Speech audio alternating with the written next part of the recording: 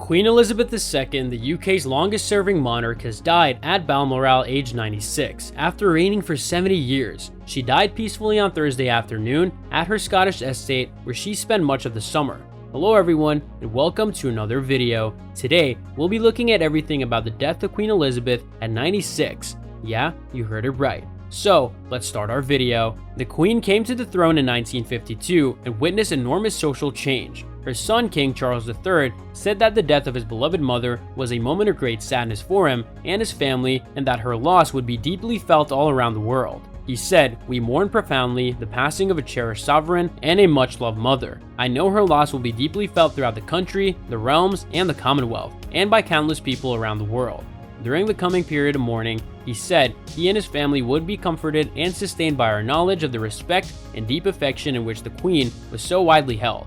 The King and his wife Camilla, now Queen Consort, will return to London on Friday, Buckingham Palace said. He is expected to address the nation. Senior royals had gathered at Balmoral after the Queen's doctors became concerned about her health earlier in the day. All the Queen's children traveled to Balmoral near Aberdeen after doctors placed the Queen under medical supervision. Her grandson and now heir to the throne, Prince William, and his brother Prince Harry also gathered there. Prime Minister Liz Truss, who was appointed by the Queen on Tuesday, said the monarch was the rock on which modern Britain was built, who had provided us with the stability and strength that we needed. Speaking about the new king, she said, "We offer him our loyalty and devotion, just as his mother devoted so much to so many for so long." And with the passing of the second Elizabethan age, we usher in a new era in the magnificent history of our great country, exactly as Her Majesty would have wished, by saying the words, "God save the King."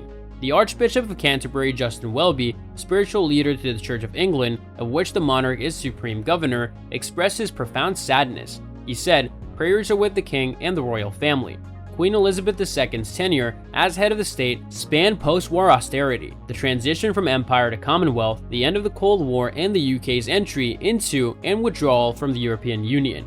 Her reign spanned 15 prime ministers, starting with Winston Churchill, born in 1874, and including Miss Truss, born 101 years later in 1975. She held weekly audiences with her prime ministers throughout her reign. At Buckingham Palace in London, crowds awaiting updates on the Queen's condition began crying as they heard about her death. The Union flag on top of the palace was lowered to half-mast at 1830 BST, and an official notice announcing the death was posted outside. On the Queen's death, Prince William and his wife Catherine became the Duke and Duchess of Cambridge and Cornwall. The Queen was born Elizabeth Alexandra Mary Windsor in Mayfair, London on 21st of April 1926. Few could have seen that she would become monarch, but in December 1936, her uncle, Edward VIII, abdicated from the throne to marry twice-divorced American Wallis Simpson. Elizabeth's father became King George VI, and at age 10, Lilibet, as she was known in the family, became heir to the throne. Within 3 years, Britain was at war with Nazi Germany. Elizabeth and her younger sister, Princess Margaret, spent much of wartime at Windsor Castle after their parents rejected suggestions that they be evacuated to Canada. After turning 18, Elizabeth spent 5 months at the Auxiliary Territorial Service and learned basic motor, mechanic, and driving skills. "I began to understand the esprit de corps that flourishes in the face of adversity," she recalled later. Through the war, she exchanges letters with a third cousin, Philip, Prince of Greece, who was serving in the Royal Navy. The romance blossomed, and the couple married at Westminster Abbey on the 20th of November 1947, with the prince taking the title of Duke of Edinburgh.